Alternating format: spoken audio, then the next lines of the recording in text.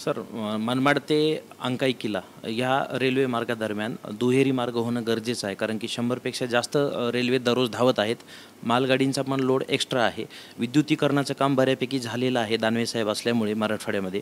तर सर हा मार्ग दुहेरी होण्यासाठी अजून काही कालावधी लागणार आहे का, किंवा आपण मला केंद्रामध्ये वाटलं दुहेरी विषय हा आहेच महत्त्वाचा, परंतु इलेक्ट्रिफिकेशनचं काम मोठ्या प्रमाणावर झालेलं आहे.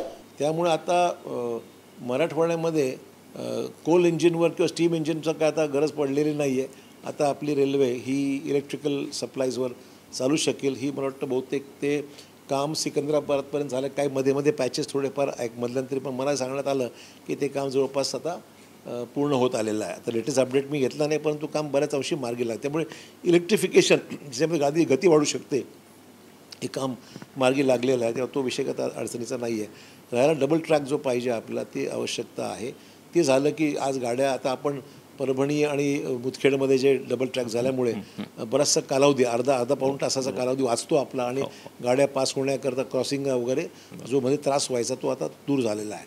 परंतु खरी दुहेरीकरण जे आहे ते संभाजीनगरपासून नांदेड सिकंदराबाद हे झालं तर अधिक गाड्या आपल्याला या भागात देता येतील असं माझं मत आहे. आणि माझं लाँग टर्म विजन आहे. एवढंच नव्हे तर बुलेट ट्रेनसुद्धा आपल्या मराठवाड्यात आली.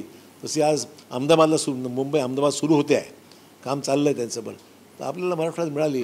आता जायला मुंबईला 12 तास लागतात आपल्याला. हो, नांदेडहून 12 तास लागतात. विमानसेवा झाल्यामुळे थोडंसं हैदराबाद मार्गे जाता येतं, बँगलोर मार्गे जाता येतं, अनेक विषय आहेत.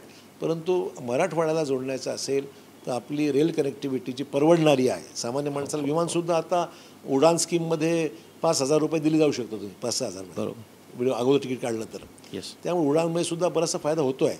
परंतु जे 5,000 अफोर्ड करत नसतील तर त्यांनासुद्धा जर स्पीड ट्रेनमध्ये हाय स्पीड ट्रेनमध्ये पाठवता आलं तर मुंबई वगैरे 6 तासात जाऊ शकू आपण आगामी काळामध्ये. हे सगळे चॅलेंजेस आहेत आणि आगामी काळामध्ये मागे लावून करायची आमची भूमिका आहे लोकप्रतिनिधी म्हणून. माझं लक्ष नक्की राहणार आहे या बाबतीत.